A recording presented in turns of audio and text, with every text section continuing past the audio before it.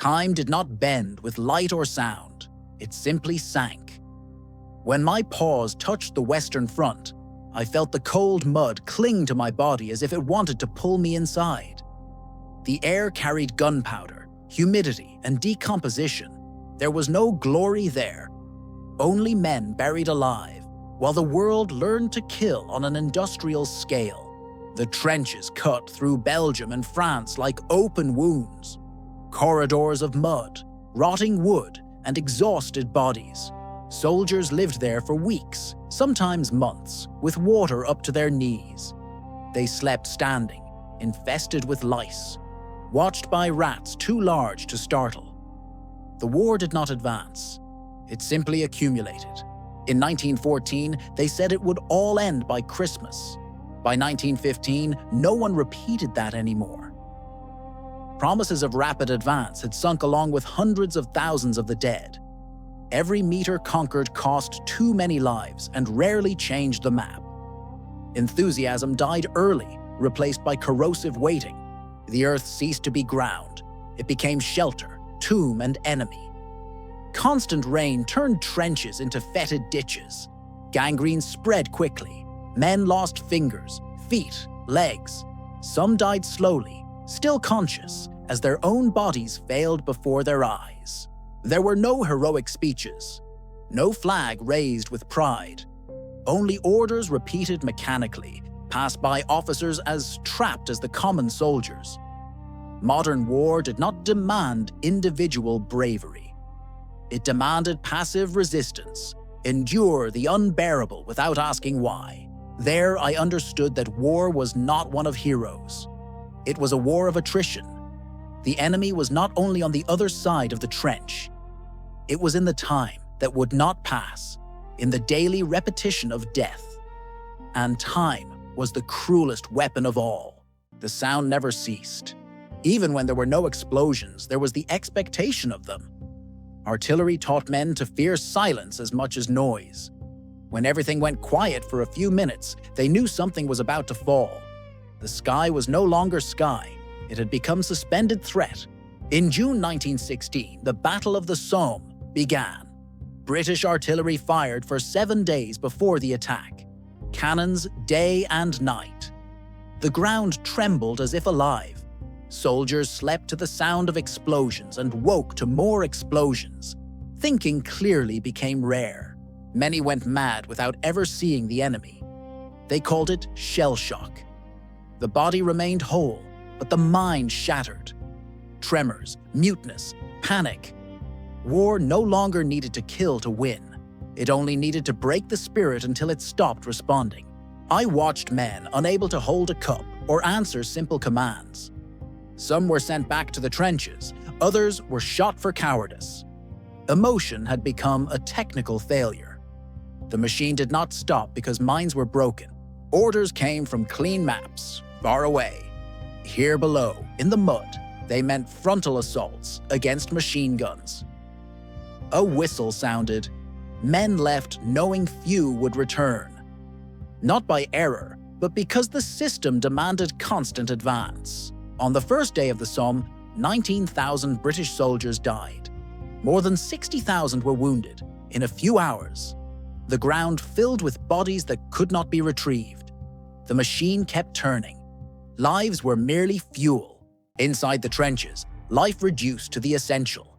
Eat, sleep, survive. When food arrived, it came cold. Tins of salted meat, hard biscuits, thin tea. Water was contaminated. Disease spread where men defecated where they slept. Rats grew enormous, fed by unburied bodies. They walked over sleeping soldiers without fear. They bit fingers, ears, faces. When that becomes normal, something fundamental has been broken from within. Letters from home were read until they fell apart. They spoke of intact streets, harvests, births. They were fragile anchors to a world that seemed too distant. Many soldiers could no longer imagine returning to that life. Death stopped shocking. It became logistics. One more body meant less space and more risk of disease. Empathy had to be switched off. Feeling too much became dangerous in an environment that demanded constant function. Young men who arrived full of patriotic speeches now stared into the void. They no longer believed in victory. They simply existed, waiting for a bullet, an infection, or a breakdown to not choose their names that day. There, I realized that the First World War did not trivialize only death. It trivialized life itself. Men became interchangeable, numbers replaceable in reports. Individuality slowly dissolved inside the machine. War ceased to be a confrontation between men and became an industrial experiment. Machine guns set the pace of the battlefield. Few soldiers in a defensive position could stop hundreds attacking. Individual courage lost value. Humans became calculated in numbers. How many fall? How many can still be sent? At Verdun in 1916, months of combat ground men without pause.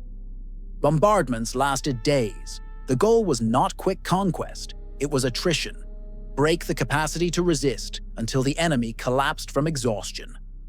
The logic was simple and cruel. Destroy not just bodies, but the idea of continuing. New weapons emerged as automatic response to failure. In 1915, chlorine gas appeared, then mustard gas. The wind carried death. Lungs burned. Eyes blinded. Skin seared. Many died suffocated, conscious until the end.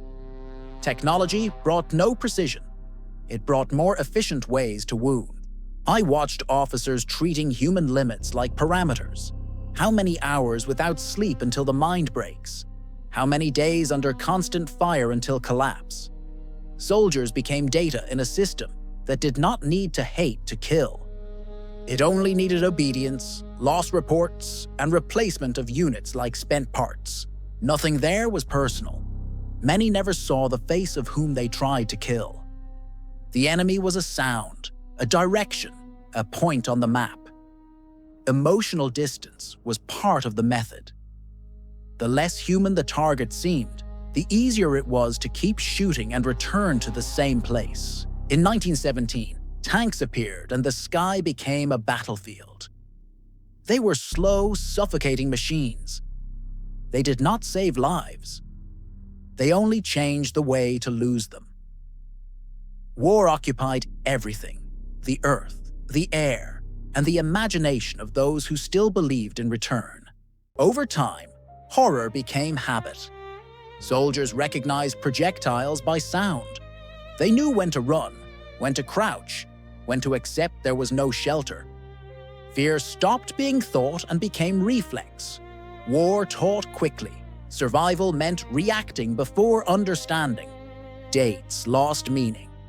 Christmas, birthdays, seasons. Everything dissolved in repetition. Letters arrived, bringing deaths with mechanical frequency. The extraordinary became routine. Sleep little, eat poorly, wait, bury, return to position. Many no longer fought for country or honor. They fought for the man beside them and the chance to cross the next dawn. War sustained itself by inertia. Continuing was easier than admitting nothing justified it. Adaptation took a high price. To endure, one had to switch off empathy, delicacy, hope. It was not moral choice, it was survival.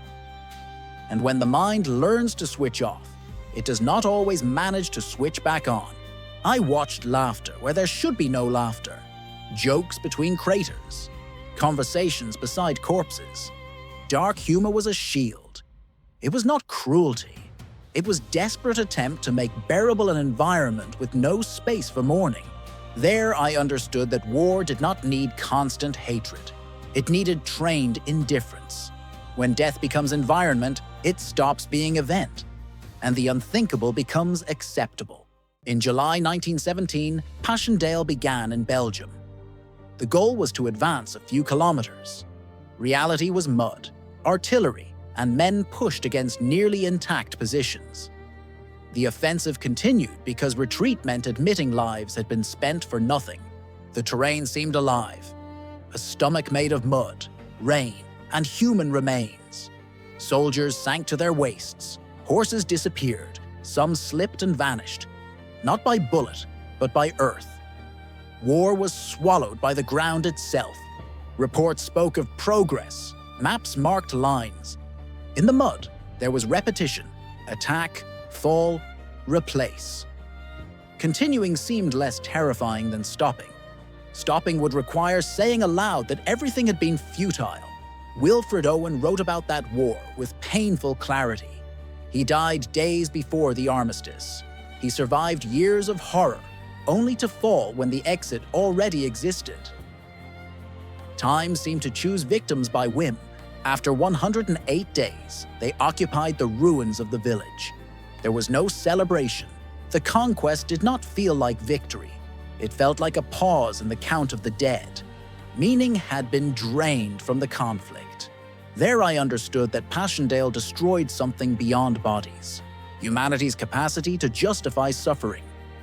When technique insists and empathy retreats, insanity becomes norm. On November 11th, 1918, the armistice was signed. The shots ceased. The silence was strange for those who had lived under explosions for years. The end brought no immediate relief. It brought disorientation, as if the world had changed rhythm without warning. Return to the civilian world was not complete. Cities intact, people speaking of routine. For those from the trenches, everything seemed artificial. They carried within themselves a battlefield that recognized no treaties. Many did not sleep without reliving bombardments. Common sounds triggered panic.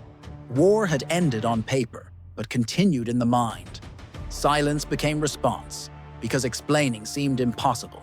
Society expected heroes. It received distant men, unable to reconnect. Simple jobs seemed empty after years of fighting only to stay alive. It was not weakness.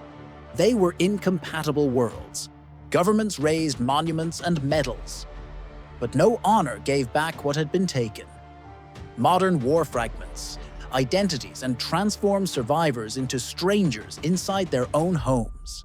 There I understood that the First World War did not end in 1918. It only changed form, continuing inside survivors and shaping the century that followed. War taught something dangerous: that mass death could be normalized through numbers and reports. People became statistics. When life becomes number, empathy becomes optional. The suffering of the trenches did not become warning. It became manual. Strategies were refined. The next war would begin more efficient. The world learned it could organize death with planning and emotional distance. Killing became administrative procedure. Normalization of death created tolerance for the absurd. Trauma became resignation. Suffering was incorporated as political possibility. The true legacy is not in the trenches, but in the mentality that accepts lives as disposable resources. The First World War was a cruel mirror of humanity's capacity to organize for death when technique surpasses empathy. And mirrors, when ignored, repeat themselves.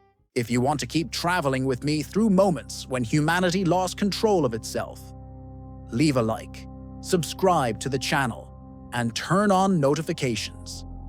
Time guard stories that many prefer to forget, but that always return. I will be there to observe them with you. Until the next leap.